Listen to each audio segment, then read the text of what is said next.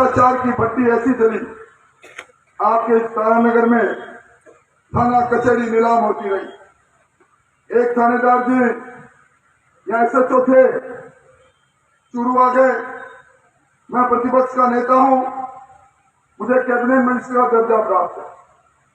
मेरे आगे भी पुलिस चल रही थी। मैंने थानेदार जी को पूछा, आप यहां कैसे पधारे? बोला सही सही बोलूं साहब, पहले साहब ने कहा इतने रुपए मंथली देनी पड़ेगी, मैंने 1.25 साल तक दी।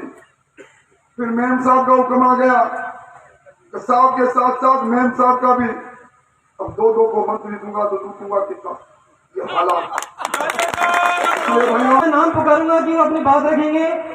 राजेंद्र राठौर जिंदाबाद, राजेंद्र राठौर जिंदाबाद। हाँ साहब, जोरदार तालियों से राजेंद्र राठौर, राजेंद्र राठौर जिंदाबाद, राजेंद्र राठौर जिंदाबाद, राजेंद्र राठौर जिंदाबाद।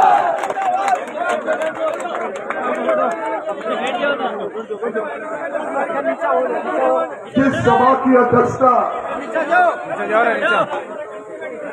स्वयं भगवान परशुराम करे, उस सभा का संकल्प निश्चित तौर पर अपने मुकाम पर पहुंचता है। मैं बरसों से सियासत में हूं,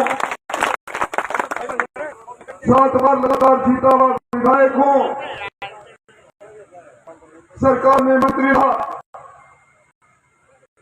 कई सभाओं में मैं गया, पर आज की ये सभा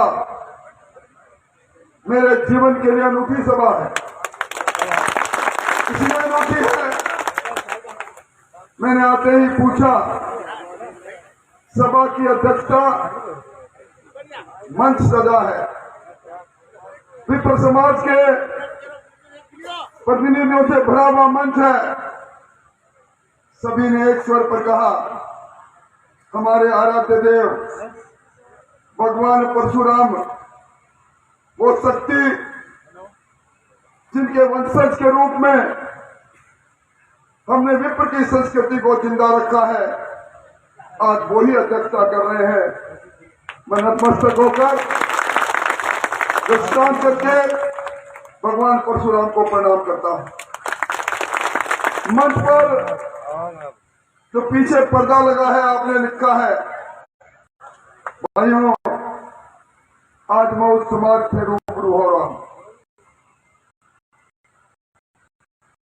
एक ब्राह्मण बोलता है, गांव में बोले, शहर में बोले, ब्राह्मण जब बोलता है, मुंह खोलता है, तो जमाना ठिठक कर खड़ा होकर उसकी बात सुनता है। इसलिए सुनता है कि ब्राह्मण के अंदर हम सब लोग, दूसरे समाज के लोग एक देवत्व देखते हैं। अभी मेरे बारे में विजय कुमार जी ने कुछ बातें कही। बचपन से संस्कार मिले, मैं मंत्री था, कई बार विप्र समाज के बंधु मुझसे मिलने सचिवालय में आए, मैंने मेरी कुर्सी छोड़कर जब उनके चरण स्पर्श करके प्रणाम किया, तो मेरे साथी एक मंत्री ने कहा, मंत्री की कुर्सी से खड़े होकर आप चरण स्पर्श कर रहे हैं। मैंने कहा, यह संस्कार मेरा पिता उत्तम सिंह जी ने दिया था।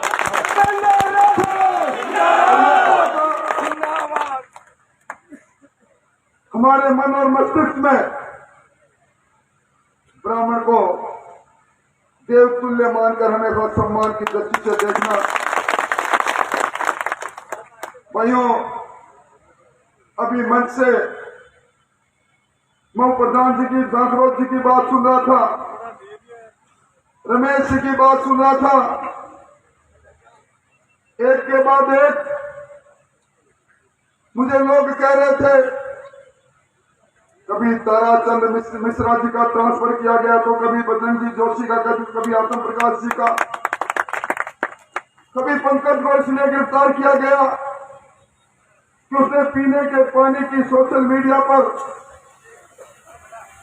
अपना एक संदेश लिख डाला। कभी राहुल रेड्डी को पकड़ा गया।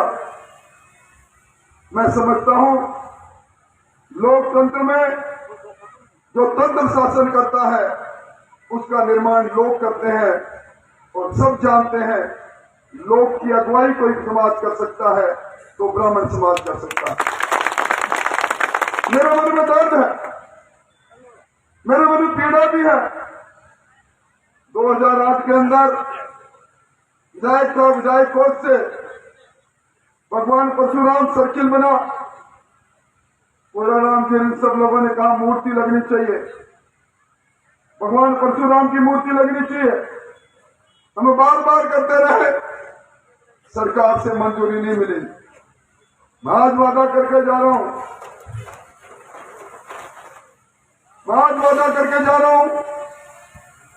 इस तारानगर में आराध्य देव भगवान परशुराम की मूर्ति भी लगेगी और वो छात्रावास का जो 2 बीघा की राशि आपकी जमा पड़ी है, 10 दिनों बाद आप जाके चुने प्रतिनिधि के सामने गए, आपकी सुनवाई नहीं हुई, समय का चक्र घूम रहा है।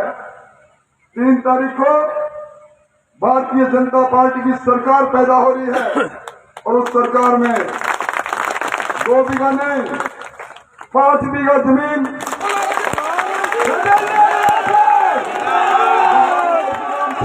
के लिए और उसके साथ पहला कोटा विधायक का 51 लाख रुपए की स्वीकृति।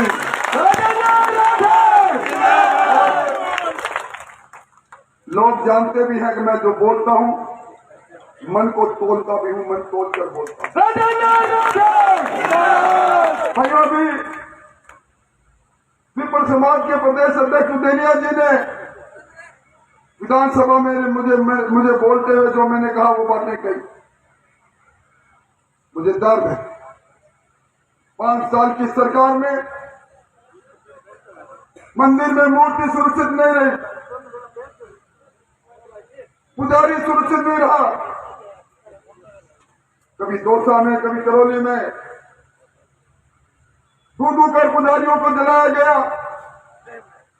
मंदिर माफी की जमीन पर सरमाएदार लोगों ने कब्जा किया। रामनवमी पर इजाजत से निकले हुए जुलूस पर करौली में हमला करके भगवान राम की तस्वीर को पैरों से रौंदा गया। उदयपुर के अंदर कलेक्टर ने फरमान जारी कर दिया, हनुमान जयंती पर हनुमान जी की पताका लगा डाली, शहर में लगा डाली। उदयपुर में अखबारों में आपने पढ़ा होगा, मुकदमा बना डाला, नगर निगम ने पताका उठा डाली।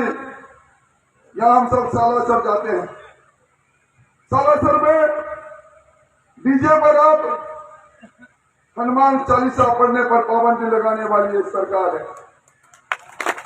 यह सरकार वो सरकार है जिन्हें सालासर के अंदर वो दरवाजा, जिस दरवाजा से आप हम निकले, जिसमें राम दरबार बना हुआ था, उस दरवाजे के साथ राम दरबार को ढाने का काम किया, तोड़ने का काम किया।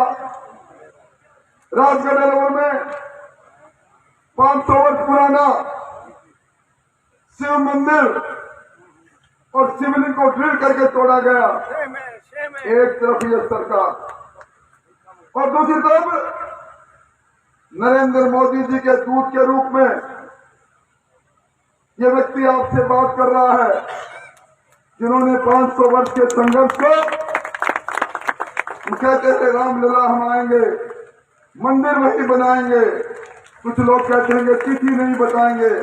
अब वो मंदिर तैयार हो रहा है, दिसंबर के अंदर आप रामलीला जन्म समारोह उस मंदिर के दर्शन करो। भारतीय जनता पार्टी एक तरफ मंदिर बनाने वाली पार्टी है, और दूसरी तरफ मंदिर तोड़ने वाली पार्टी है। एक तरफ भगवा ध्वज को अपना स्वाभिमान मानने वाली पार्टी है और दूसरी तरफ भगवा लगाने पर मुकदमा करने वाली सरकार और पार्टी। भाइयों, आज की ये सभा, विप्र सम्मेलन, आज मेरी इस चुनाव की फिजा को आपने बदल दिया, क्योंकि मेरा बरसों का अनुभव है। विप्र कभी अकेला नहीं रहता। एक ब्राह्मण, उसके पीछे चलने वाले भी सौ की फौज। आप मेरे लिए मतदाता नहीं, मत निर्माता की भूमिका निभाओ और मत निर्माण के लिए आज की सभा के बाद गली कूचों में चले जाओ, गांव में चले जाओ और मैं आपको विश्वास दिला रहा हूं, ये ईडब्ल्यूएस का आरक्षण देने वाले मोदी जी और इसमें 10% को 14% करने का आपका संकल्प और इसमें उम्र बढ़ाने का आपकी इच्छा, बस सरकार में जाने का रास्ता खोल दो। आपकी इन बातों को पूरा करने के लिए 6 फुट 2 इंच का राजेंद्र राठौड़ संकल्प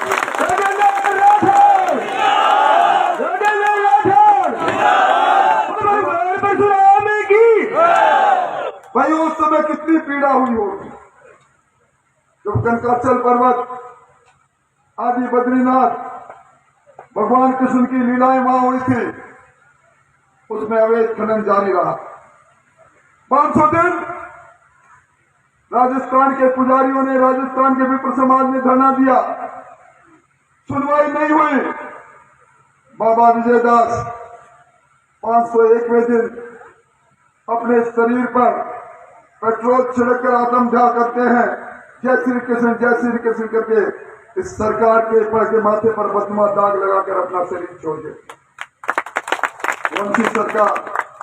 और कल सरकार के मुख्यमंत्री जी आए, राहुल गांधी जी आए, जिनको पूरी दुनिया देश पप्पू के नाम से जानता है। वो आए, प्रेस के लोगों ने मुझसे पूछा कि सभा हुई है, तो मैंने कहा सभा हुई है, किसान को याद आ गया ये वही राहुल गांधी जी हैं जिन्होंने 10 तक गिना था, कर्जा माफी की बात कही थी और राजस्थान का किसान कर्जे माफी के चक्रव्यूह में फंसकर अपनी जमीन को नीलाम होता दिखता है। अब मुख्यमंत्री जी कहते हैं बुढ़ानिया जी को जिता के भेज दो, नहर बना दूंगा। गहलोत साहब, आपकी सरकार 5 साल तक चली, 5 साल तक आपको याद नहीं आया। अब चिड़िया चुग गई खेत, अब आपको याद आया है। भाइयों, ये सरकार नहीं सर्कस थी। सर्कस में जिस तरह धोकर आते हैं सरकार के मंत्री, इस सरकार के सामने सरकार का बात उड़ाते रहे। राजस्थान की विधानसभा, राजस्थान की सबसे बड़ी पंचायत, एक मंत्री खड़ा होकर कहता है हमारी सरकार का अलाइनमेंट खराब, दूसरा मंत्री कहता है हमारे यहां बहन बेटी सुरक्षित नहीं है, और जब उस मंत्री को बर्खास्त करते हैं तो वो डाल डायरी लेकर आता है और कहता है इसके अंदर गहलोत साहब आपके कारनामे लिखिए, आपके बेटे के कारनामे। सरकार भूली बुद्धि है। इस सरकार के चलते कोई वर्ग ऐसा नहीं जिस वर्ग को हैरानी और परेशानी नहीं हुई। नौजवानों के अरमान लुटते चले गए। नौजवानों का पेपर लीक ने नौजवान को परेशान किया, नौकरियां लुटती देख ली हमने। बस मैं तो यही कहूंगा, इस पेपर लीक ने उस कन्हैयालाल पारी को आत्महत्या करने के लिए मजबूर किया। उस बंदरपुरा का, उस नौजवान का सुसाइड नोट अखबारों में छपा। उसने लिखा पिताजी आप धान मंडी में वहां सुबह से शाम तक बोरियों को गिनते हो, बोरियों को उठाते हो। मैंने आपको कहा था कि आपका बेटा अध्यापक बनकर आपकी सेवा करेगा। आज सुबह फिर पेपर लीक हो गया। मैं आपके अरमान पूरा नहीं कर रहा, मैं अपने जीवन को छोड़ दूं। इस प्रकार की ये सरकार चली भाइयों, मैं तो आपसे यही कह सकता हूं कि अब इस लूट और झूठ की सरकार की विदाई के लिए ये ब्रह्म समाज, ये विप्र समाज ये आगे आए और मेरी मदद करें। मैं आत्मा से कह रहा हूं,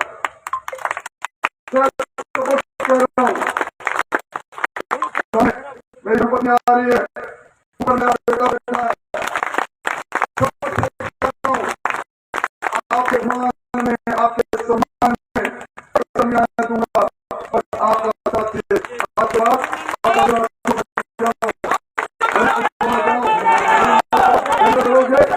आपके आगे आपके कवच के रूप में यह व्यक्ति खड़ा मिलेगा।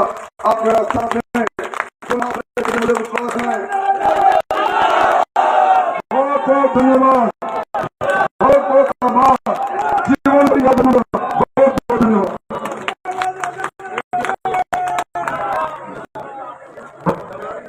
अब मैं इस मीडिया कवरेज जो इस कार्यक्रम की मीडिया कवरेज कर रहे हैं अभिनंदन धन्यवाद के रूप में मैं सभी भजन करके प्रदान करेंगे।